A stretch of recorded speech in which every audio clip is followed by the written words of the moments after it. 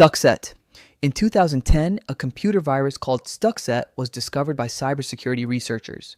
At first, it looked like another complex piece of malware, but deeper analysis revealed something far more sophisticated. Stuxnet was built to infiltrate industrial control systems and quietly manipulate how real machines operated. The malware specifically searched for control systems produced by Siemens that were operated using software called Siemens.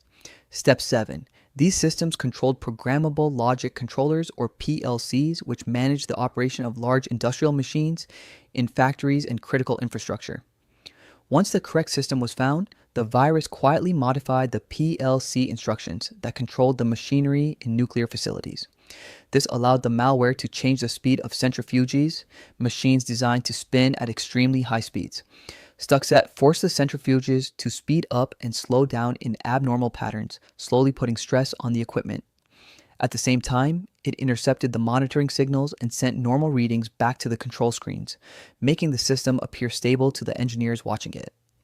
The attack is widely believed to have targeted the Natanz nuclear facility in Iran, where reports suggest that around 1,000 centrifuges were eventually damaged.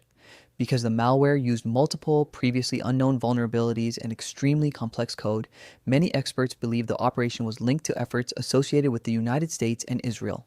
Escape.exe is a creepypasta-style computer virus created by the YouTuber Enderman. It was designed to simulate how a system might behave if it were completely taken over by a malicious program. It didn't spread automatically and had to be downloaded by the user, similar to memes. When the file was first executed, the computer immediately restarted, showing a red screen instead of the usual blue. After booting up, the login screen displayed dozens of user accounts with strange names, including one called No Escape at the top. When the user logged in by typing the password death, the desktop was covered with randomly named files. Opening one revealed a message suggesting that the system had been taken over.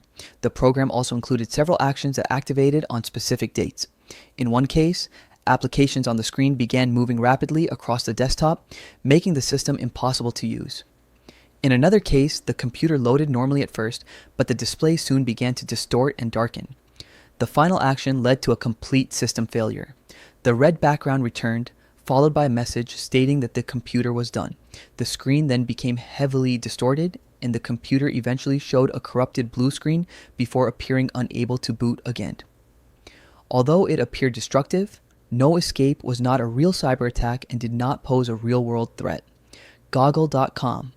Goggle.com was originally registered in 1998, but it later became associated with more concerning behavior around 2004.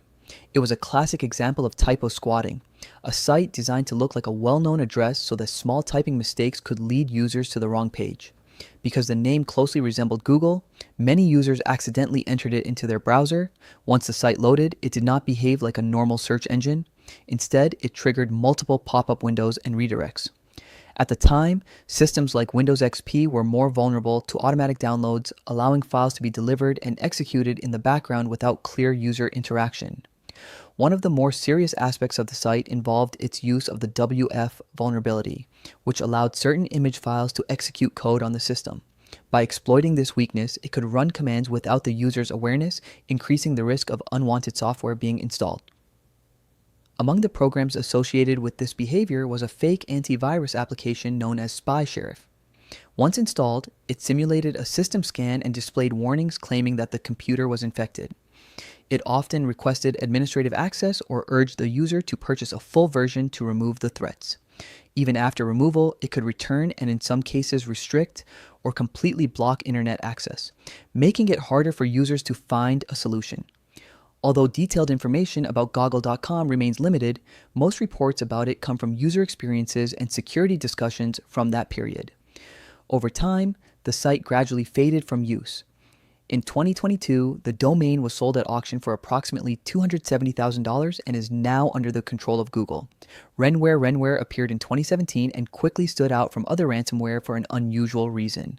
Instead of demanding money, the malware required something completely different: skill in a video game. Once inside a system, it encrypted many common file types, preventing the user from accessing their data. When the encryption was complete, a window appeared explaining the condition for recovery. To unlock their files, the victim had to reach 200 million points in the bullet hell game 22 undefined fantastic object. To enforce this requirement, Rensenware actively tracked the player's score during gameplay. If the score was high enough, it released the encryption key and restored access to the files. Otherwise, the system remained locked and the files stayed encrypted. Despite how it behaved, the program was never intended to function as a real ransomware attack. It was created by a Korean programmer as a joke. However, the malware was accidentally released in a functional form, allowing people to download and run it before the developer later provided a decryption tool. Although ransomware never caused damage on the same scale as major ransomware attacks, it remains one of the strangest examples of malware behavior. CryptoLocker. In 2013, ransomware known as CryptoLocker began spreading across computers worldwide. It quickly became one of the most notorious cyber threats of the decade. Its goal was different from most malware at the time. It locked the victim's own data and demanded payment to restore access. The ransomware was often distributed through malicious email attachments and botnets. Once executed, it scanned the computer for valuable files such as documents, images, and other commonly used formats. Instead of deleting them, it encrypted the files using strong cryptographic algorithms. After the encryption process was complete, a message appeared on the screen informing the victim that their files had been locked. The malware demanded payment, usually in Bitcoin or prepaid vouchers, in exchange for a decryption key.